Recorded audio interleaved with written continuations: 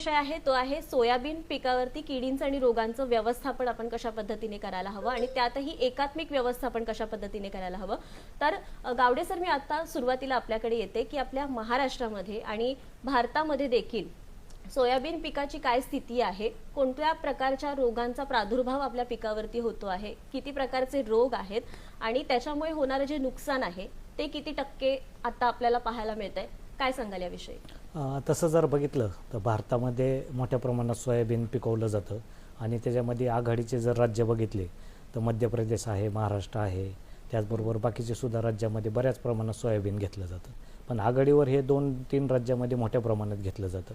भारतामध्ये जर बघितलं तर आत्ता लागवडीखाली क्षेत्र जर बघितलं मागच्या वर्षीचं तर जवळपास 112 लाख हेक्टर 10 लक्ष हेक्टरवर आहे आणि उत्पादकता जर बघितली तर 110 लाख टनावर आहे. आणि जर उत्पादन बघितलं तर जवळपास 10 क्विंटल प्रति हेक्टर आहे. आणि महाराष्ट्राचा जर विचार केला तर महाराष्ट्रात आपलं आत्ताच्या घडीला कापसाच्या नंतर सोयाबीन पीक मोठ्या प्रमाणात घेतलं जातं. काही वेळेस कापसापेक्षाही सोयाबीन आपल्या महाराष्ट्रात जास्त होतं. आणि तसं जर विचार केला तर महाराष्ट्रात सुद्धा जवळपास 45 दशलक्ष हेक्टरवर लागवड होती. त्याचबरोबर उत्पादकता जवळपास 52 लाख हेक्टरवर 10 लक्ष हेक्टरवर आहे. आणि उत्पादकता जर बघितली तर जवळपास 12 क्विंटल प्रति हेक्टरवर आहे. आणि ह्याच्यामध्ये दरवर्षीप्रमाणे आपल्याकडं जसं भारतामध्ये सोयाबीन इंट्रोड्यूस झालं म्हणजे 90च्या दशकामध्ये, तर त्यावेळेस किंवा 96-98च्या दरम्यान जे सोयाबीन लागवडीखाली क्षेत्र होतं म्हणजे जवळपास 4 लाख हेक्टरच्या आसपास होतं, ते आत्ताच्या घडीला डबलच्याही वर गेलेलं आहे 2023-24 पर्यंतचा जर विचार केला तर.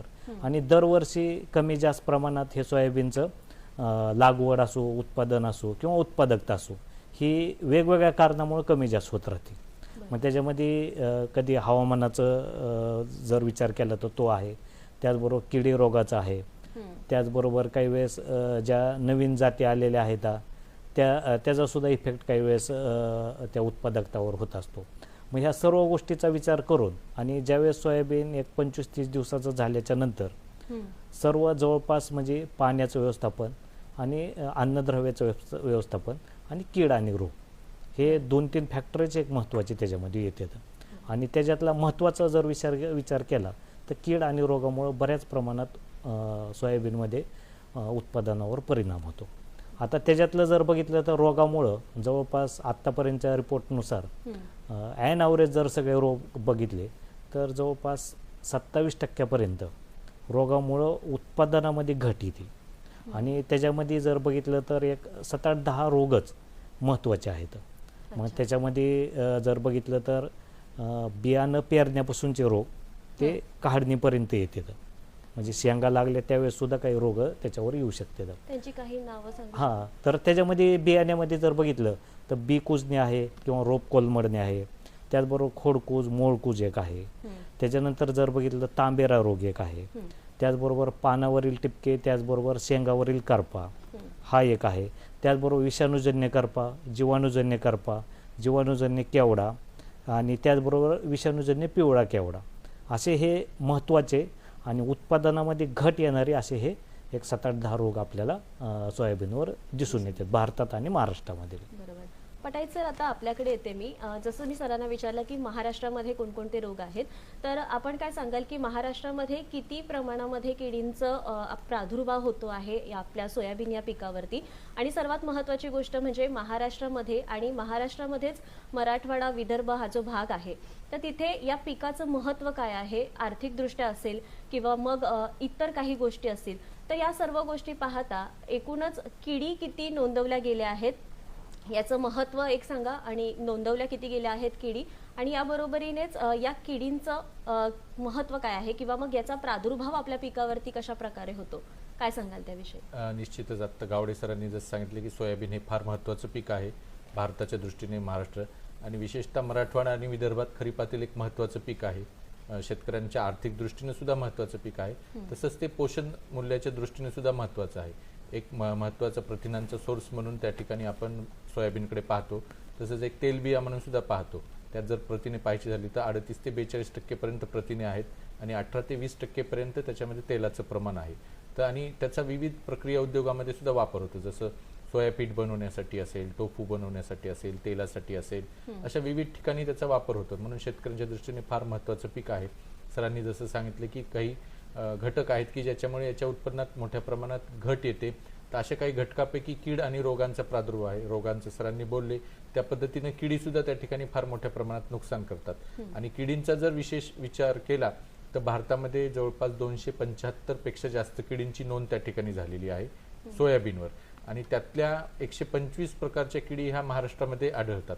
आणि एकंदरीत आर्थिकदृष्ट्या महत्त्वाचं पाहिजे झालं तर 40 ते 50 किडी त्या ठिकाणी नुकसानकारक आहेत.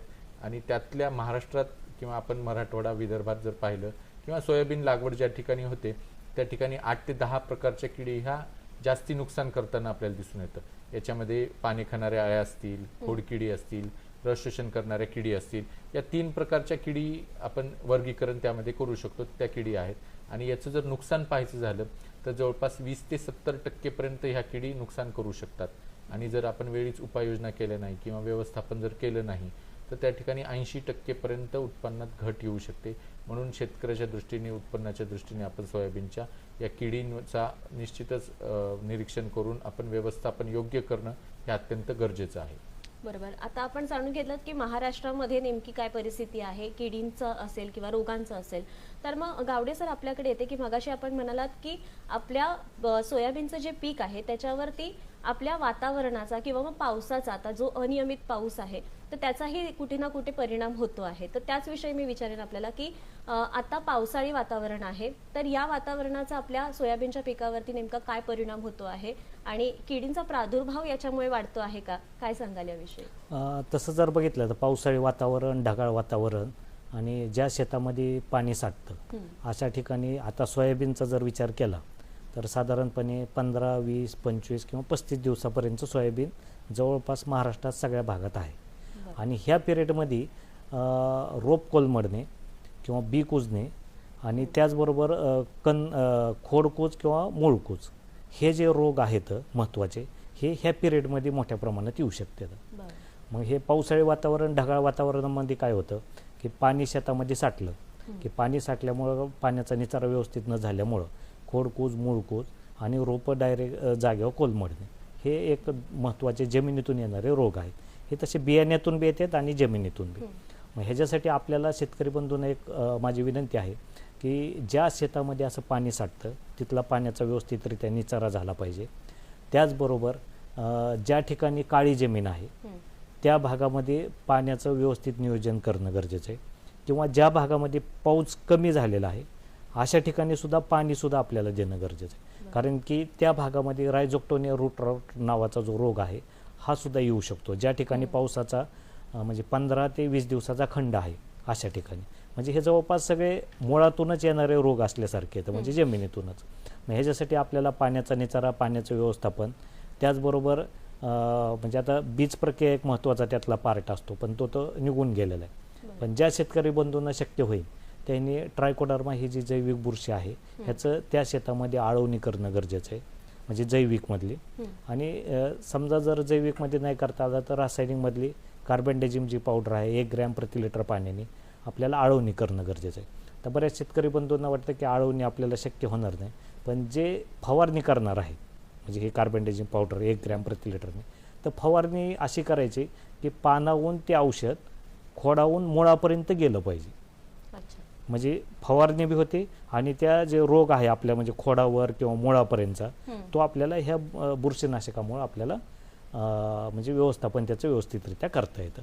आणि मग पुढं आपल्याला सोयाबीन चांगल्या पद्धतीने ठेवता येतं. आणि त्याची जी मर म्हणजे मूळकूज, खोडकूज किंवा त्याचबरोबर रोपं कोलमडणे हे 3-4 ही रोग आपल्याला तिथं व्यवस्थापन एका ह्याच्यातच करता येतं. बरोबर. म्हणजे पावसाळ्याच्या दरम्यान आपण ही दक्षता घेतली पाहिजे आपल्या शेतकऱ्यांनी की कशा प्रकारे रोगांचा प्रादुर्भाव हा जमिनीतूनच होत असतो आणि पाणी साठल्यामुळे या सर्व गोष्टी होत असतात. पटाईत सर, मी आता आपल्याकडे येते की आता जसं मी सरांना विचारलं की पावसाळी आता वातावरण आहे किंवा पावसाळा आहे, तर या दरम्यान किडींचा देखील प्रादुर्भाव आपल्या पिकावरती कशा प्रकारे होतो, किती प्रमाणात नुकसान होतं आहे आणि कोणत्या अळींमुळे हा होतो आहे, काय सांगाल याविषयी? निश्चितच यावर्षीचं जर आपण एकंदरीत वातावरण पाहिलं अल्निनोच्या इफेक्टमुळे आपण पाहतो की पाऊस हा म्हणजे वेळेवर न आल्यामुळे बऱ्याच ठिकाणी पेरणी ही मागे पुढे झाली. म्हणजे एकाच वेळी जी पेरणी होती ती एका वेळी न झाल्यामुळे पीक आपण सध्या जर पाहिलं तर काही प्रमाणात काही ठिकाणी शेंगा लागलेल्या आहेत, काही ठिकाणी फुलावस्थेत आहेत, काही ठिकाणी ते वाढीच्या अवस्थेत आहे. आणि निश्चितच याच्यावर येणाऱ्या किडींसुद्धा वेगवेगळ्या आहेत. जर मी जसं सुरुवातीला सांगितलं तसं पाने खाणारे अळ्या आहेत, त्याच्यामध्ये तंबाखूवरील पाने खाणारी अळी असेल, 2-3 प्रकारच्या उंट अळ्या असतील किंवा घाटे अळी असेल, या किडी तर येतातच. त्यासोबत दुसरा जो प्रकार आहे तो खोडकिडीचा, ज्याच्यामध्ये चक्रीभुंगा असेल, खोडमाशी असेल, या किडींचा प्रादुर्भाव सुद्धा आपल्याला या वातावरणात दिसून येऊ शकतो. आणि तिसरा जो महत्त्वाचा घटक आहे, पूर्वी त्या किडी आपण फार लक्ष देत नव्हतो, परंतु मागच्या काही वर्षात या रस शोषण करणाऱ्या किडी सुद्धा, ज्याच्यामध्ये तुडतुडे असतील, मावा असेल आणि विषाणूजन्य रोगांचा प्रसार करणारी पांढरी माशी असेल, या किडींचा प्रादुर्भाव त्या ठिकाणी होताना दिसून येते. आणि आत्ताचं जर वातावरण पाहिलं तर आपण सतत पाऊस नसून पावसाचा खंड आहे किंवा रिमझिम पाऊस आहे, तर अशा वेळी उंट अळ्या असतील, तंबाखूवरील पाने खाणारी अळी असेल किंवा रस शोषण करणारी किडी असेल, तर निश्चित याचा प्रादुर्भाव त्या ठिकाणी होताना दिसून येतो. म्हणून शेतकऱ्यांनी कुठलेही व्यवस्थापन करताना डायरेक्ट फवारणी न करता त्या ठिकाणी निरीक्षण करा. शेतकऱ्यांना माझं एक आव्हान असेल की निरीक्षण करून मग योग्य उपाययोजना केली तर अशा या वातावरणात सुद्धा आपल्याला किडींमुळे होणारं नुकसान टाळून आपल्याला उत्पन्नात वाढ करता येऊ शकते. बरोबर. आता आपण जाणून घेतलं की कशा प्रकारे पावसाळ्यामध्ये किडींचा आणि रोगांचा प्रादुर्भाव होतो. आता आपलं जे पीक आहे त्याची एक अवस्था आहे वाढीची, तर त्या वाढीच्या अवस्थेकडे आपण आता थोडं वळूया की गावडे सर, मी आपल्याला प्रश्न विचारेन की सुरुवातीची जी आपली पिकाची अवस्था आहे, तर त्या अवस्थेमध्ये रोगांचा काय प्रादुर्भाव होऊ शकतो आणि कोणते रोग आहेत आणि त्याचं एकात्मिक व्यवस्थापन आपण कशा पद्धतीने करायला हवं? हां, तर सुरुवातीच्या अवस्थेला म्हणजे मी अगोदरच सांगितलं तसं की जमिनीतून येणारे रोग किंवा त्याचबरोबर बियाण्यामार्फत येणारे रोग हे पहिल्या 1 महिना ते 1.5 महिन्यामध्ये मोठ्या प्रमाणात आपल्या सोयाबीन पिकावर येऊ शकते. त्याच्यामध्ये मी अगोदर जसे सांगितले की खोडकूज आहे, मूळकूज आहे, त्याचबरोबर पावसाचा जर खंड पडला तर ते रायझोक्टोनिया रूट रॉट सुद्धा येऊ शकतो त्याच्यात. त्याचबरोबर पानावरील करपासुद्धा येऊ शकतो. काही वेळेस बऱ्याच वेळेस आता जर आपल्या बियाण्यामध्ये म्हणजे विषाणूजन्य मोजॅक जर असला तर तो सुद्धा आपल्याला सुरुवातीला दिसू शकतो. म्हणजे त्याचा प्रादुर्भाव जर झाला आपल्याकडं तर मग आपल्याला सोयाबीन हे पिवळं दिसलेलं किंवा कुठेतरी 2-4 झाडं पिवळे पडलेले सुद्धा दिसू शकतात. आणि मग त्याचा प्रादुर्भाव आपल्याला पुढं सुद्धा वाढायला आपल्याला जाणू शकतो. म्हणजे हे एक आपल्याला लक्षात घेणं गरजेचं आहे की ह्या अवस्थेमध्ये म्हणजे येणारे जे रोग आहेत तो खोडकूज, मूळकूज आणि त्याचबरोबर जे पिवळं पडून सोयाबीन जर आपल्याला 4-5 कुठं झाडं दिसले तर तो विषाणूजन्य जे रोग आहेत म्हणजे केवडा किंवा पिवळा मोजॅकसुद्धा आपल्याकडं शेतकरी बंधू म्हणतात, तर तो आपल्याला येऊ शकतात आपल्या भागामध्ये. आणि मग त्याचं व्यवस्थापन सुद्धा आपल्याला सर, आपण व्यवस्थापनेकडे येऊया. आता आपल्याला फोन येतो आहे, रामचंद्र भालेराव आहेत बुलढाण्याहून. नमस्कार.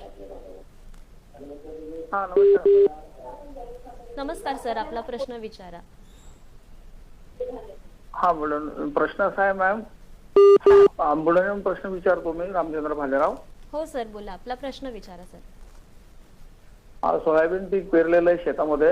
आता सध्या सर्वत्र पाऊस चालू आहे आणि पाऊस चालू असल्या कारणानं तण खूप झालेलं आहे सोयाबीन पिकामध्ये. आणि शेंड अळी आणि खोड अळी ह्या दोन्ही पण अळ्या सध्या पिकावर आहेत आणि तुडतुडे सुद्धा पण आहेत. तर अशा वेळेस आपण कोणतं कीटकनाशक सोयाबीन पिकावर फवारायचं आणि त्या कीटकनाशकाच्या सोबत एखादं तण का फवारलं तर? पटाईत सर, काय सांगाल याविषयी? निश्चितच तुमचा जो प्रश्न आहे तो तुम्ही सांगितले की सध्याच्या पावसामध्ये आपल्याला खोडकिडींचा, ज्याच्यामध्ये एक पहिला आहे तो चक्रीभुंगा मी जसं आधी सांगितलं आणि दुसरी जी आहे ती खोडमाशी. निश्चितच जेव्हा रोपावस्थेमध्ये सोयाबीन असतं अशावेळी खोडमाशीचा प्रादुर्भाव त्या ठिकाणी येतो आणि नंतर वाढीच्या अवस्थेमध्ये चक्रीभुंगा सुद्धा आपल्याला मोठ्या प्रमाणात नुकसान करताना दिसून येतं. आणि ह्या खोडकिडीवरून लक्षात येत नाहीत बऱ्याच वेळा शेतकऱ्यांना आणि त्यामुळे प्रादुर्भाव झाल्यानंतर नुकसान आपल्याला मोठ्या प्रमाणात झाल्यानंतर जेव्हा काढणी करतो तेव्हा मग सोयाबीनमधील दाण्यांचा आकार लहान राहणं अशा आणि त्याच्यामुळे उत्पन्नात घट होते. तर ह्या खोडकिडी फार महत्त्वाच्या आहेत. तर या खोडकिडीसाठी आपण जी फवारणी करायची तर एक तर निरीक्षण करा. कुठेतरी आपण शेतात गेल्यानंतर आपल्याला एखादं सोयाबीनचं पान शेंड्याकडे वाळलेलं दिसलं तर तो चक्रीभुंग्याचा प्रादुर्भाव आहे आणि त्या जर खोडाला किंवा देठाला आपण जर नीट पाहिलं तर त्याच्यावर 2 आपल्याला खाच झालेल्या दिसतात. त्या खाचेवरनं हा चक्रीभुंगा आहे ते लक्षात येतं. आणि शेंडा जर वाळलेला असेल तर त्यामध्ये आपल्याला पिवळ्या रंगाची लहानशी बिनपायाची आळी जर दिसून आली तर ती खोडमाशी आहे. सुरुवातीच्या टप्प्यात ही आळी येते, तर त्यासाठी आपण काही कीटकनाशकाच्या फवारण्या करू शकतो, ज्याच्यामध्ये थायमेथॉक्झॅम लॅम्बाडासायलोथ्रिन हे पूर्वमिश्रित कीटकनाशक बाजारात मिळतं. ते जवळपास 50 मिली प्रति एकर या प्रमाणात फवारणीसाठी वापरू शकतो. किंवा बीटासायफ्लुथ्रिन अधिक इमिडाक्लोप्रिड हे सुद्धा एक पूर्वमिश्रित कीटकनाशक आहे, ते सुद्धा आपण जवळपास 140 मिली प्रति एकर या प्रमाणात फवारणीसाठी वापरू शकतो. किंवा क्लोरॅन्ट्रिनिप्रॉल 18.5% आहे, ते सुद्धा आपण फवारणीसाठी या ठिकाणी वापरलं तर ते 60 मिली प्रति एकर याप्रमाणे वापरावं आणि त्याद्वारे सुद्धा आपण ह्या खोडकिडींचं नियंत्रण करू शकतो. आणि हे जे कीटकनाशक मी सांगितले ते खोडकिडीसोबत पाने खाणाऱ्या अळींसाठी सुद्धा फार प्रभावी आहेत, म्हणून वेगवेगळी फवारणी करण्याची गरज नाही, कारण अशा वातावरणात खोडकिडीसोबत पाने खाणाऱ्या आळ्या सुद्धा येतात. त्यांचा जो दुसरा प्रश्न होता की याच्यासोबत तणनाशक मारावं का, तर तणनाशकाची मिसळून कीटकनाशकासोबत फवारणी शिफारस नाहीये, कारण आपण कीटकनाशक हे झाडावर वापरत असतो आणि ते किडींसाठी लागू झालं. आणि तणनाशक आपण हे झाडाच्या किंवा सोयाबीनच्या 2 ओळीमध्ये जे तण असतं त्याच्यावर मारतो, तर त्या ठिकाणी त्याचा परिणाम जास्त चांगला दिसून येण्यासाठी दोन्हीही वेगळे त्या ठिकाणी वापरावे, कीटकनाशक वेगळं आणि तणनाशक वेगळं. बरोबर. आता हे लक्षात ठेवणं अत्यंत महत्त्वाचं आहे सर.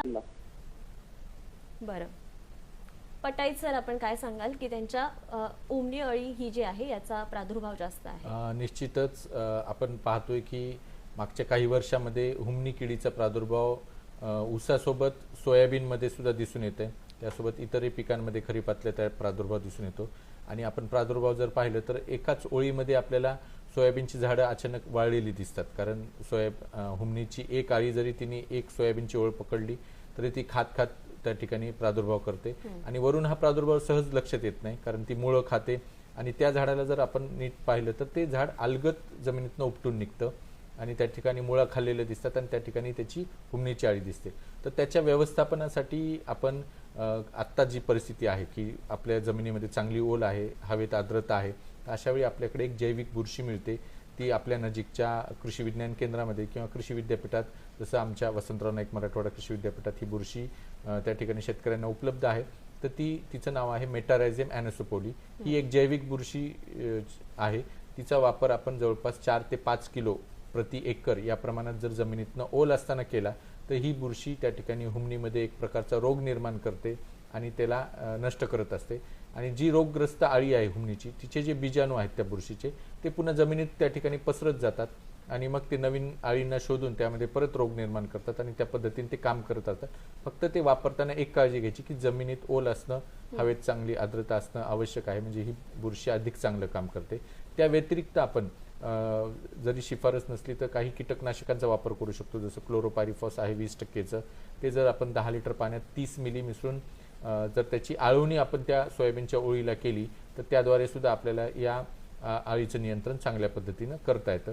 म्हणजे इतर नगदी पिकापेक्षा सोयाबीनमध्ये थोडं कमी खर्चिक या पद्धती आपण वापरल्या तर निश्चित आपल्याला ह्या हुमणी अळीचं नियंत्रण चांगलं करता येऊ शकतं. बरोबर. गावडे सर, मी आता आपल्याकडे येते. मगाशी आपण बोलत होतो की रोपाची जी सुरुवातीची अवस्था आहे तर त्याच्या व्यवस्थापनाविषयी आपण सांगत होता. ते व्यवस्थापन कशा पद्धतीने करावं आणि याबरोबरीनेच पानांवर येणारे जे रोग आहेत तर ते कोणकोणते आहेत आणि त्यांचं व्यवस्थापन आपण कशा पद्धतीने करायला हवं, त्याविषयी काय सांगाल? हां, तसं जर बघितलं तर सोयाबीन पिकावर पानावर येणारे एक महत्त्वाचे रोग आहे. आणि सध्या आपलं म्हणजे जवळपास सर्व महाराष्ट्रातलं सोयाबीन जी स्टेज आहे त्या स्टेजमध्ये किंवा ह्युमिड वातावरण, त्याचबरोबर जर ढगाळ वातावरण असलं तर सोयाबीनच्या खालच्या पानावर तांबेरा नावाचा रोग एक मोठ्या प्रमाणात येतो. आणि त्याचा प्रादुर्भाव जर बघितलं तर पश्चिम महाराष्ट्रातले जे सांगली, सातारा, कोल्हापूर, त्याचबरोबर नदीकाठचे जे क्षेत्र आहेत किंवा ज्या क्षेत्रामध्ये पाणी साठलं जातं अशा ठिकाणी ह्या तांबेरा रोगाचा मोठ्या प्रमाणात प्रादुर्भाव दिसून येतो. सुरुवातीला खालचे पानं जे आहेत तर त्याच्यावर आपल्याला तांबूस रंगाचे टिपके किंवा उंचवटे आलेले आपल्याला असे फोडा टाईप आलेले पानावर दिसते. आणि मग हे आपल्याला जर दिसले तर शेतकरी बंधूंनी पहिल्यांदा त्या झाडांचं व्यवस्थापन चांगलं करणं गरजेचं आहे. मग त्याच्यामध्ये जर बघितलं तर काही बुरशीनाशक आहेत. त्याच्यामध्ये जर बघितलं तर हेक्झाकॉनॅझोल, प्रोपिकॉनॅझोल हे जे बुरशीनाशक आहेत किंवा M45 जे आहे तर ह्याची आलटून पालटून जर 1 ते 2 फवारण्या केल्या तर आपल्याला त्याचं व्यवस्थापन चांगल्या पद्धतीने करता येतं. ह्याचबरोबर पानावरील टिपकेसुद्धा एक महत्त्वाचा रोग आपल्या सोयाबीनवर येतो आणि हे ढगाळ वातावरण, त्याचबरोबर ह्युमिड वातावरण ज्यावेळेस असतं किंवा वातावरणात गारवाचा जर जास्त असला तर ह्या रोगाचा प्रादुर्भाव जास्त प्रमाणात दिसून येतो. आणि मग त्याचेसुद्धा आपल्याला खोडावर, पानावर आणि फांदीवर सुद्धा म्हणजे आपल्याला तपकिरी रंगाचे टिपके दिसते. सुरुवातीला एकदम आपल्याला 2-4 टिपके दिसणार आणि कालांतराने ते वाढून पूर्ण पानावर टिपके दिसतात.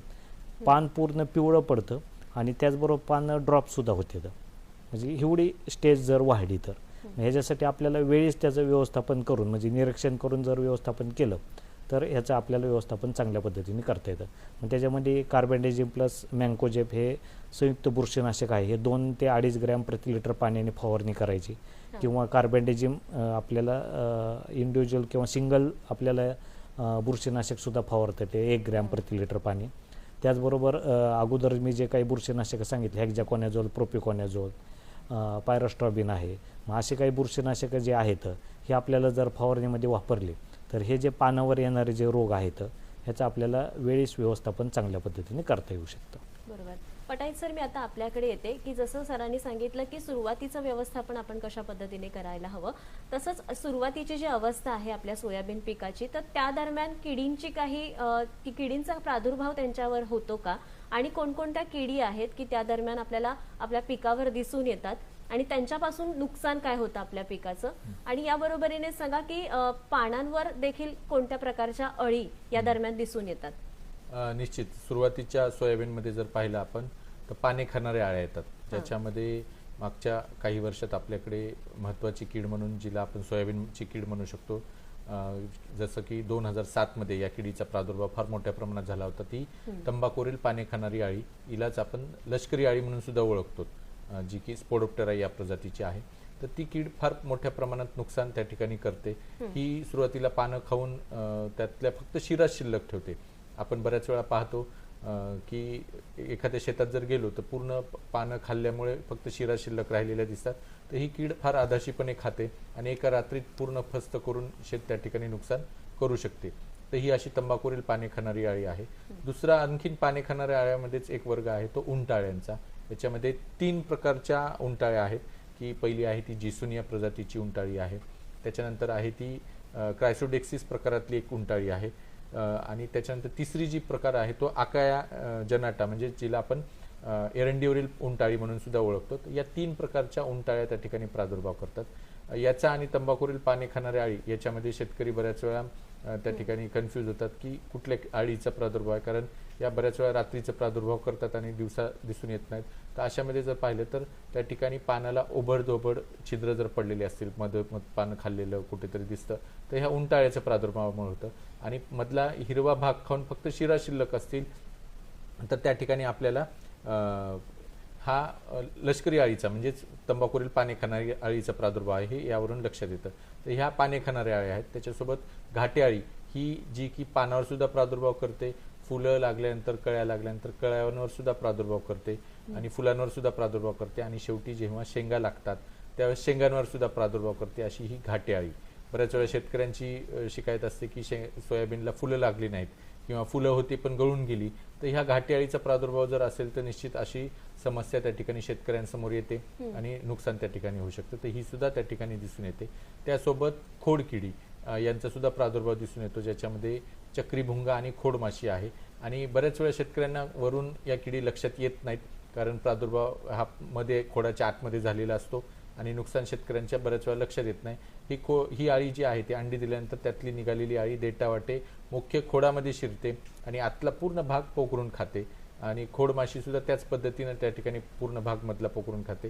त्यामुळे जे अन्नद्रव्य झाड जमिनीतनं घेतं ते शेंगांपर्यंत पोचत नाही, फुलांपर्यंत पोचत नाही.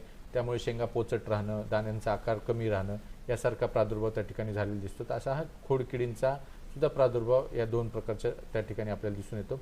आणि तिसरा जो प्रकार आहे यावर्षी आपल्याला आपण या तिसऱ्या प्रकाराकडे येऊया. आता आपल्याला एक फोन येतो आहे, राजेश्वर घोडके आहेत जालनाहून. नमस्कार. नमस्कार, बोला सर, आपला प्रश्न विचारा. माझा प्रश्न आहे, 1 महिना झाला सोयाबीनला खालची बुडाची पाणी पिवळे पडू राहिली. बरोबर. गावडे सर आपण काय सांगाल? मी अगोदरच जसं सांगितलं त्या पद्धतीने म्हणजे जसं विचारलाय प्रश्न की खालच्या साईडचे जे पानं पिवळे पडतात कालांतराने ते हळूहळू वरसुद्धा पानं पिवळे पडत येतात आणि आत्ता शेतकरी बंधूंनी सांगितलं की 1 महिन्याच्या आसपासचं सोयाबीन आहे. म्हणजे जर त्यांची काळी जमीन किंवा पाणी साठलेलं जर असलं तर त्यांच्या ह्याला बुंदाकूच किंवा खोडकूच हे त्या ठिकाणी आलेलं असावं आणि मग सुरुवातीला आपल्याला ते पानं पिवळे पडलेले दिसतात आणि हळूहळू पूर्ण झाडसुद्धा ते कोलमडून जातं. म्हणजे त्याच्यासाठी शेतकरी बंधूंनी पहिल्यांदा म्हणजे वातावरण आत्ता चांगलं आहे त्याच्यामुळे ट्रायकोडर्मा ही जी जैविक बुरशी आहे ही साधारणपणे 4 किलो प्रति एकरी किंवा 4 लिटर प्रति एकर जर जमीन चांगली ओली असताना जर आळवणी केली तर आपल्याला ह्या रोगाचं वेळीच व्यवस्थापन करता येतं. जर काही शेतकरी बंधूंना रासायनिक करायचं असलं तर जर कार्बेंडाझिम पावडर जी आहे ही सुद्धा आपण त्याच्यामध्ये 2 ग्रॅम प्रति लिटर पाण्याने आपल्याला आळवणीमध्ये वापरता येते आणि ही आळवणी जर केली तर हे जे पिवळे पानं पडलेले आहेत किंवा कमी त्याच्यावर जर बुंदाकूस जर आलेला असला तर हे आपल्याला त्याच्यामध्ये नियंत्रणात चांगल्या पद्धतीने करता येऊ शकतं. बरोबर सर, आपल्यालाच प्रश्न विचारते. आजचा जो आपला विषय आहे तो आहे एकात्मिक व्यवस्थापन आपण कशा पद्धतीने करायला हवं. तर मग याविषयी काय सांगाल की आपल्या रोगांसाठी म्हणजे जे आपल्या पिकांवरती रोग येतात त्यांच्यासाठी एकात्मिक व्यवस्थापन करणं किती गरजेचं आहे आणि एकात्मिक व्यवस्थापन म्हणजे काय याविषयी आपल्या प्रेक्षकांना काय सांगाल? आता एकात्मिक व्यवस्थापन जर विचार केला सोयाबीन पिकातला तर आपल्याला बियाणं निवडण्यापासून एकात्मिक व्यवस्थापनाचा पार्ट येते. आता तो तर सहसा निघून गेलेला आहे तर आपल्याला आता इथून पुढची जी व्यवस्थापन आहे तर हे महत्त्वाचं त्याच्यामध्ये करणं गरजेचं आहे. मग त्याच्यामध्ये आपल्या शेतामध्ये पाणी साठणार नाही ही एक काळजी घेणं गरजेचं आहे. पाण्याचा निचारा व्यवस्थित होईल अशी व्यवस्था शेतकरी बंधूंनी त्याच्यामध्ये करणं गरजेचं आहे. त्याचबरोबर जमिनीतून येणारे जे रोग आहेत ह्याच्यासाठी आपल्याला ट्रायकोडर्मा जी जैविक बुरशी आहे ह्याचं आपल्याला 2 किलो 4 किलो प्रति एकरी जमीन चांगली ओली असताना आळवणी करणं गरजेचं आहे.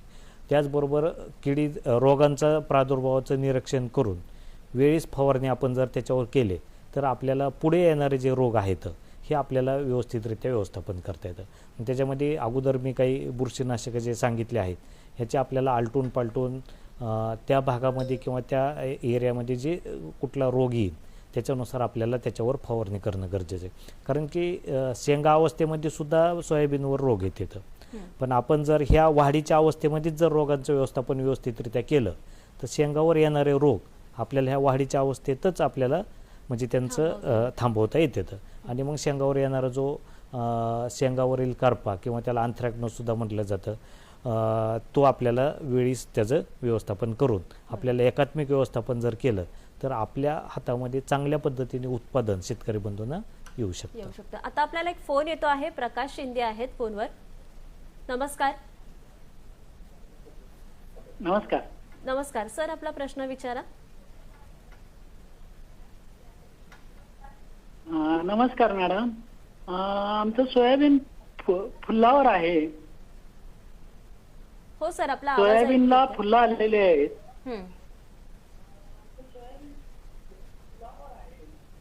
आणि त्याची गळती व्हायला लागली. बरं, काय सांगाल गावडे सर आपण? आता तसं जर विचार केला तर मला वाटतं ते कोल्हापूर जिल्ह्यातले शेतकरी असावेत कागल म्हणजे आणि त्या भागामध्ये आत्ताचा एक 20 दिवसापासून म्हणजे मोठ्या प्रमाणात पाऊस पडत आहे. 15 ते 20 दिवसापासून म्हणजे पावसाचं प्रमाण हे जास्त आहे म्हणजे पश्चिम महाराष्ट्रातला जर विचार केला तर. आणि ज्या भागामध्ये फुलावर जर सोयाबीन असलं फोटोसिंथेसिस जर व्यवस्थित झालं नाही तर फुलांची गळ होऊ शकते. हे एक महत्त्वाचं कारण आहे. म्हणजे त्याला वेगवेगळे कारणं असते ना पण म्हणजे परिस्थितीनुसार जी आहे त्यानुसार तरी शक्यता तीच आहे. न्यूट्रिशनची कमतरता सुद्धा असू शकते काही वेळेस. मग त्याच्यामध्ये बाकीचे जे खतं आहेत किंवा मायक्रोन्यूट्रिएंट ह्याची आपल्याला फवारणी व्यवस्थित करणं गरजेचं आहे. त्याचबरोबर जर किडी रोगांचा काही प्रादुर्भाव दिसत असला तर आत्ताच्या कार्यक्रमामध्ये आम्ही वेगवेगळ्या किडी किंवा रोगामुळे काही बाधा होती किंवा काय होतं हे सविस्तर ह्याच्यात सांगितलेलं आहे. तर ह्या पद्धतीने जर त्यांनी नियोजन केलं तर फुलांची गळसुद्धा होणार नाही. न्यूट्रिशनचं कमतरता ही एक व्यवस्थित करणं गरजेचं आहे आणि पाण्याचं एक म्हणजे पावसाचं प्रमाण बघून किंवा फोटोसिंथेसिस ऊन कसं आहे ह्याच्यावर हे सगळे कारणं त्याला कारणीभूत असू शकतात. त्यानुसार त्यांनी उपाययोजना तिथं करणं गरजेचं आहे. बरं, पटाईत सर मी आपल्याकडे येते की एकात्मिक व्यवस्थापन हे आपल्या किडींच्या प्रादुर्भावासाठी किती महत्त्वाचं आहे आणि ते कशा पद्धतीने आपण करायला हवं, की एकात्मिक व्यवस्थापन म्हणजे काय याविषयी काय सांगाल? निश्चितच तुम्ही जो शब्द वापरला एकात्मिक व्यवस्थापन, कुठल्याही पिकांमध्ये कुठल्याही किडीचं जेव्हा व्यवस्थापन करायचं तर ते एकात्मिक पद्धतीनं पाहिजे. कारण शेतकऱ्यांचा असं समज असतो की व्यवस्थापन म्हणजे फक्त रासायनिक कीटकनाशकाचा वापर करणं आणि व्यवस्थापन करणं हा आहे. तर तसं न करता विविध पद्धतींचा व्यवस्थापनामध्ये समन्वय साधून किडींचं व्यवस्थापन जर केलं तर त्याला आपण एकात्मिक व्यवस्थापन म्हणतो. याच्यामध्ये 4 प्रकारे आपण करू शकतो कमीत कमी. ज्याच्यामध्ये मशागतीय पद्धती असतील, ज्याची विशेषतः लागवडीच्या वेळेस केलं पाहिजे, ज्याच्यामध्ये वेळेवर पेरणी असेल, पेरणीची पद्धत असेल, पीक तण मुक्त ठेवणं असेल, लागवडीची पद्धत असेल, तर या विविध पद्धती आहेत. किंवा बाधित झाडं असतील, पिकांची फेरपालट असेल, तर ह्या मशागती पद्धती येतात. दुसरे आहेत यांत्रिकी पद्धती. याच्यामध्ये काही यांत्रिक पद्धतीमध्ये जसं कामगंध सापळ्यांचा वापर असेल, पिवळ्या चिकट सापळ्यांचा रस शोषण करणाऱ्या किडींविरुद्ध वापर असेल, किंवा पक्षी थांब्यांचा वापर असेल की जो वापर केल्यानंतर आपण पक्ष्यांना बसायला चांगली जागा करून देतो आणि ही कीड दिवस रात्र त्या ठिकाणी किडींना मोठ्या प्रमाणात खाऊन नियंत्रण करत असतात, तर त्याचा वापर आपण करू शकतो. किंवा आपण त्या ठिकाणी बाधित जर प्रादुर्भावग्रस्त पाने असतील, खोड असतील, काही जो भाग पिकांचा असेल तोही जमा करून नष्ट केला तर तेही यांत्रिक पद्धतीमध्ये येते. तिसरा जो प्रकार आहे तो जैविक पद्धती, ज्याच्यामध्ये मग आपण जैविक निविष्ठा असतील, जसं मी काही बुरशींचा वापर करावा असं सांगितलं होतं, त्याच्यामध्ये मेटारायझियम हुमणीसाठी असेल, किंवा बिवेरिया असेल, किंवा लिकेनिसिलियम लिकेनी आहे की जी रस शोषण करणाऱ्या किडींसाठी काम करतं, तर त्याचा वापर करू शकतो. आणि बिवेरियासारखं असेल, नोमोरियासारखं असेल की त्या आळ्यांसाठी आपण त्याचा वापर करू शकतो, त्याचा वापर करावा. त्यासोबत काही वनस्पतीजन्य कीटकनाशक आहेत की ज्याच्यामध्ये निंबोळी अर्क असेल, तर त्याचाही वापर जर केला तर तोही प्रभावी आपल्याला दिसून येतो. आणि शेवटचा पर्याय, जेव्हा किडींनी आर्थिक नुकसानीची पातळी ओलांडली तर अशा वेळी आपण मग रासायनिक पर्यायाचा निश्चित त्या ठिकाणी विचार करावा आणि त्या किडीनुसार किडींना ओळखून आणि नुकसान पातळीच्या नुसार मग त्या ठिकाणी कीटकनाशक निवडावं, जे की आपण कृषी विभाग असेल, कृषी विज्ञान केंद्र असेल किंवा कृषी विद्यापीठाच्या यांनी जी शिफारस केलेली तीच कीटकनाशक योग्य मात्रेमध्ये, योग्य वेळी आणि योग्य प्रमाणात जर आपण वापरलं तर निश्चित आपण याद्वारे आपण एकात्मिक कीड व्यवस्थापन ह्या सोयाबीनच्या किडीमध्ये करू शकतो. बरोबर. आता अधिक व्यवस्थापनाविषयी आपण जाणून घेणार आहोत. मात्र आता आपल्याला एक फोन येतो आहे. मोहनराव गव्हाणे आहेत साताऱ्याहून. नमस्कार नमस्कार सर, आपला प्रश्न विचारा. आपण सोयाबीनवर कीटकनाशक मारताना त्यातून टॉनिक मारलं तर चालेल का, त्याच पंपातून? बरं, पटाईत सर आपण काय सांगाल? निश्चित ही एक फार म्हणजे शेतकऱ्याच्या दृष्टीने महत्त्वाचं आहे, कारण आपल्याकडे फवारणी करण्यासाठी वारंवार फवारणीसाठी वेळ नसतो. बरेच शेतकरी त्या ठिकाणी कीटकनाशकासोबत जे त्यांनी उल्लेख केला टॉनिक असेल किंवा संप्रेरक असतील, खतं असतील, बुरशीनाशके असतील, तर याचा वापर करतात. परंतु विद्यापीठ असेल किंवा कृषी विभाग असेल, कृषी विज्ञान केंद्र असेल, तर आम्ही शिफारस करताना सांगतो की हे सर्व रसायन असतात आणि जेव्हा 2 रसायन एकत्र येतात तेव्हा त्याच्यात रासायनिक अभिक्रिया होऊन कधी कधी त्याचा अपाय सुद्धा पिकांवर होऊ शकतो. म्हणून शक्यतो आपण यांचा वापर वेगवेगळा करावा, म्हणजे त्याचा परिणाम आपल्याला चांगला दिसून. जसं कीटकनाशक चांगला किडी जास्त असेल तर अशा वेळी त्याचाच वापर करावा. फार तर फार एखादं आपण बुरशीनाशक त्यावेळी वापरू शकतो, परंतु विनाकारण त्यामध्ये खतं असतील, संप्रेरक असतील किंवा जे टॉनिक असेल तर ते न मिसळून वापरता वेगळं मारलं तर त्याचा फायदा चांगला दिसून येईल. म्हणून ते न मिसळताच वापरावं. आणि विशेषतः तणनाशक तर कीटकनाशक असेल, बुरशीनाशक असेल, त्यात मिसळून शक्यतो वापरूच नाही. तर या पद्धतीने जर फवारणी केली तर आपल्याला चांगल्या परिणामासाठी वेगवेगळं मारणं कधीही चांगलं. बरोबर. फवारणी असेल किंवा मग इतर जे व्यवस्थापन आहे तर त्याच्याकडे आपण येणारच आहोत. मात्र गावडे सर, मी आपल्याकडे येते की आता आपलं जे पीक आहे ते परिपक्व झाल्यानंतर म्हणजे शेंगा आल्यानंतर त्याच्यावरती कोणत्या प्रकारच्या रोगांचा प्रादुर्भाव होतो आणि त्यांची जी लक्षणं आहेत ती कशा प्रकारे आपण ओळखायला हवीत आणि त्याचं एकात्मिक व्यवस्थापन आपण कशा पद्धतीने करावं, काय सांगाल? तर अगोदरच मी जसं सांगितलं की जे वाढीच्या अवस्थेत जे रोग येतात ते कालांतराने शेंगावर सुद्धा रोगाचा प्रादुर्भाव होतो. आणि त्याच्यामध्ये मी अगोदर जसं सांगितलं किंवा पानावरील करपा असो किंवा शेंगावरील करपा, त्याला शेंगावरील पॉड ब्लाइट सुद्धा म्हटलं जातं. आणि हा रोग वाढीच्या अवस्थेपासून जर सोयाबीनला लागू झाला किंवा आला तर तो शेंगापर्यंत किंवा हार्वेस्टिंगपर्यंत शेंगावर येतो आणि त्याचा परिणाम डायरेक्टली उत्पादनावर होतो. मग ह्याच्यामध्ये जर बघितलं तर शेंग अवस्थेत असताना जर सोयाबीन असलं किंवा फुलामध्ये जे आत्ताच एक प्रश्न आला तसं जर फुलामध्ये काही सोयाबीन असलं त्या अवस्थेत जर हे रोगाचा प्रादुर्भाव झाला तो शेंगावर येतो आणि शेंगामध्ये मग जे दाणे आहेत ते बारीक राहतात, साईज होत नाही आणि उत्पादनामध्ये ह्याच्यामध्ये जवळपास 80% सुद्धा घट येऊ शकते म्हणजे एका रोगामुळेच. आणि हे हातातोंडाशी आलेलं जर पीक आणि त्यावेळेस जर त्याच्यावर रोग आला तर हमका त्याच्यावर सोयाबीनमध्ये घट येऊ शकते. तर मग ह्याच्यासाठी शेतकरी बंधूंनी आत्ताच्या वाढीच्या अवस्थेपासूनच ह्या शेंगावर रोग येऊ नये म्हणून व्यवस्थापन करणं गरजेचं आहे. मग त्याच्यामध्ये मी जो जसं सांगितलं की शेंगावरील करपा, पॉड ब्लाईटसुद्धा म्हणते त्याला, किंवा अँथ्रॅक्नोसुद्धा म्हणते त्याला. मग ह्याच्यासाठी आपल्याला आत्तापासूनच त्याचं व्यवस्थापन करणं गरजेचं आहे. मग त्याच्यामध्ये जर बघितलं तर पाण्याचा निचरा व्यवस्थित झाला पाहिजे, त्याचबरोबर शेतामध्ये पाणी साठलं नाही पाहिजे. त्याचबरोबर आत्ताच जर तुम्हाला त्याचे काही लक्षणं दिसत असले पानावर किंवा बाकी फांदीवर तर लगेच त्याच्यावर फवारणीमध्ये वापरणं गरजेचं आहे. मग त्याच्यामध्ये जर मॅटारियम एक औषध आहे, बुरशीनाशक, ट्युबिकोनॅझोल आहे, प्रोपिकोनॅझोल आहे, त्याचबरोबर थायोफिनेट मिथाईलसुद्धा आहे. हे काही बुरशीनाशक आहेत. हे आपल्याला आलटून पालटून 2 ते 3 जर फवारण्या 10 ते 15 दिवसाच्या अंतराने जर केल्या तर आपल्याला पुढं जो शेंगावर किंवा फुलातून वादी तयार व्हायच्या अवस्थेमध्ये येणारा जो रोग आहे हा आपल्याला थांबवता येतो आणि उत्पादनामध्ये जी घट होणार आहे ही आपल्याला त्याच्यामध्ये. बरोबर. आता आपल्याला एक फोन येतो आहे. गजानन देशमुख आहेत जालन्याहून. नमस्कार. नमस्कार मॅडम. सर आपला प्रश्न विचारा. हो. नमस्कार मॅडम. सर आपला प्रश्न विचारा. मॅडम माझं अशी अडचण आहे बघा, माझी सोयाबीन फुलेजुराचं वाण आहे. तर ते सोयाबीन खूप वाढायला लागलं भरपूर दिवसेंदिवस. मी काय करू मला काही समजेना, कारण ते वाढून पूजट व्हायला लागलं आणि खाली पडायला लागले. बरं. तर मग मला काही उपाय सांगा त्याच्यावर. बरं. गावडे सर आपण काय सांगा. प्रथमतः तर माझं एक शेतकरी बंधूंना म्हणणं आहे की पाण्याचा व्यवस्थित म्हणजे निचारा झाला पाहिजे आणि त्याचबरोबर नत्र खताची जी व्यवस्थापन आहे हे व्यवस्थित झालं पाहिजे. जर त्यांच्याकडून नत्र खतांचा वापर जास्त झाला असला तर सोयाबीनची जी वाढ आहे ही मोठ्या प्रमाणात होती. त्याचबरोबर जर काळी जमीन असली तर त्यावेळेससुद्धा वाढ जास्त होऊ शकते.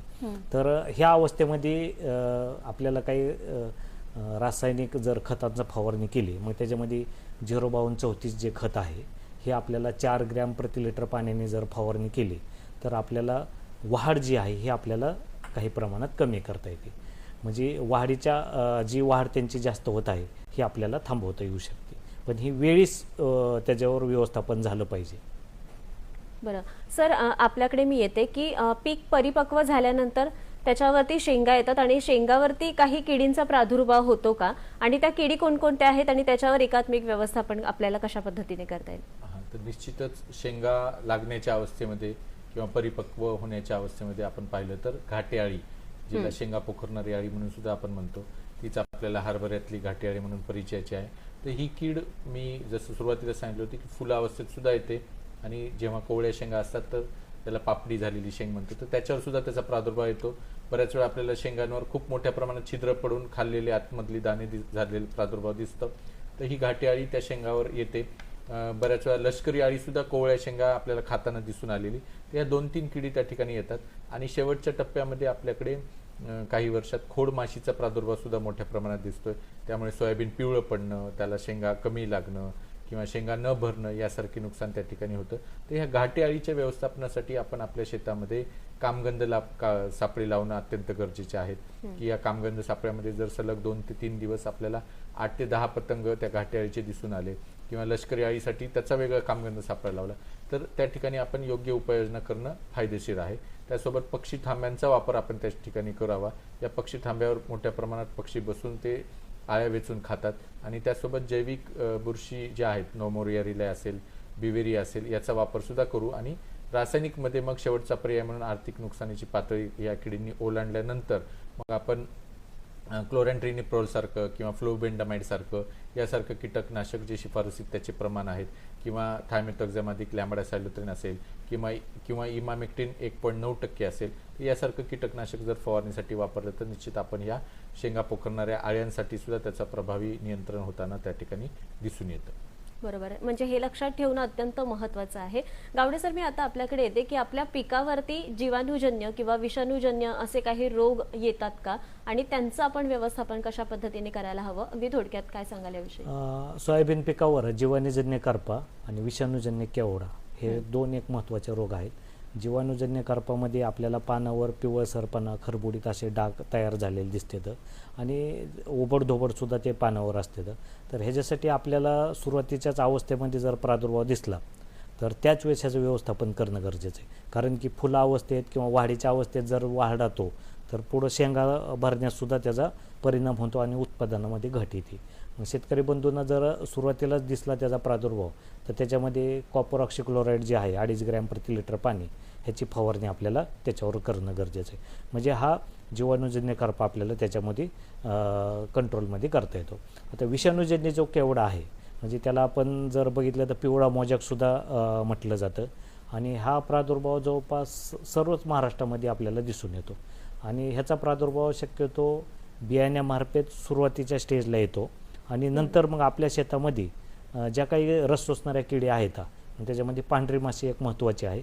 त्याच्यामार्फत तो आपल्या म्हणजे प्रादुर्भावित झाडावरून ज्या झाडावर प्रादुर्भाव झालेला नाही त्याच्यावर तो म्हणजे ट्रान्सफर होतो, म्हणजे एका झाडावरून दुसऱ्या झाडावर. सुरुवातीला ह्या केवडा रोगाचे आपल्याला म्हणजे पिवळ्या मोजॅकचे कुठेतरी 2-4 झाडं आपल्याला प्रादुर्भावित झालेले दिसतात शेतामध्ये आणि सुरुवातीलाच म्हणजे शेतकरी बंधूंना माझी पहिलीच विनंती की असे जर 3, 4, 5 झाडच एकरमध्ये किंवा तुमच्या 10 गुंठ्यात 5 गुंठ्यात दिसले तर ते उपटणे आणि त्यांना बाहेर नेऊन नष्ट करणे हा सगळ्यात चांगला उपाय आणि रस शोषणाऱ्या किडीचं व्यवस्थापन व्यवस्थितरित्या करणं गरजेचं आहे. मग त्याच्यामध्ये चिकट सापळे जे आहेत निळे पिवळ्या कलरचे हे सुद्धा लावणं गरजेचं आहे. किंवा आत्ताच डॉक्टर पटाई सरांनी जे कीटकनाशक काही शिफारशी सांगितलेले ह्याची आपल्याला वेळीच फवारणी जर केली तर आपल्याला ह्या पिवळा मोजॅक जो येतो म्हणजे केवडासुद्धा म्हटलं जातं तर ह्याचं व्यवस्थापन करता येईल आणि ह्या रोगाचा प्रादुर्भाव आपल्याला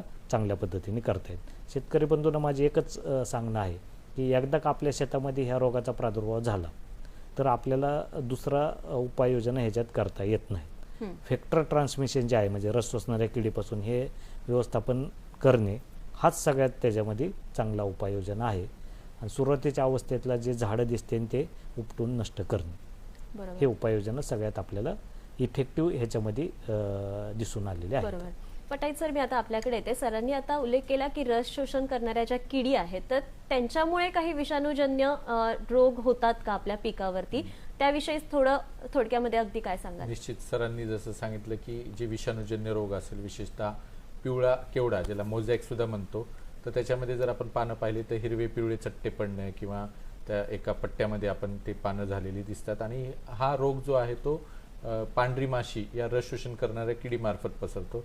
त्याच पद्धतीने हिरवा मोझॅक जो असतो तो हा मावा किडीमार्फत, ही सुद्धा एक रस शोषण करणारी कीड आहे आणि हा विषाणूजन्य रोग असल्यामुळे सरांनी जसं सांगितलं की त्याचं नियंत्रण करणं हे अवघड जातं. तर यासाठी आपण रस शोषण करणारे जे किडी आहेत त्याचं नियंत्रण केलं तर त्याचा प्रसार त्या ठिकाणी थांबतो आणि सरांनी जसं सांगितलं की ते झाडं आपल्याला 2-3 जरी सुरुवातीला दिसून आली तर अशी झाडे वेळीच उपटून त्यांना बांधावर न फेकता नष्ट केलं तर आपल्याला हा प्रसार वेळीच रोखता येतो. मग ह्या रस शोषण करणाऱ्या ज्या किडी आहेत पांढरी माशी आणि मावा या किडीच्या नियंत्रणासाठी आपण काही आंतरप्रवाही प्रकारातली कीटकनाशक आहेत ज्याच्यामध्ये फ्लोनिकॅमिड 50% आहे ते जवळपास आपण 60 ग्रॅम प्रति एकर या प्रमाणात फवारणीसाठी वापरू शकतो किंवा थायमिथॉक्झॅम अधिक लॅम्बाडासायलोथ्रिन हे सुद्धा एक पूर्वमिश्रित कीटकनाशक आहे ते 50 मिली प्रति एकर या प्रमाणात फवारणी केली तर आपण ह्या रस शोषण करणाऱ्या किडीचं नियंत्रण करू शकतो. बरं, दोघांनीही आपण सांगितलं की किडींचा आणि रोगांचा प्रादुर्भाव आपल्या पिकावरती कशा पद्धतीने होतो आणि आता सध्या पावसाच्या दरम्यान आपण ते करणं किती महत्त्वाचं आहे याविषयी सांगितलं.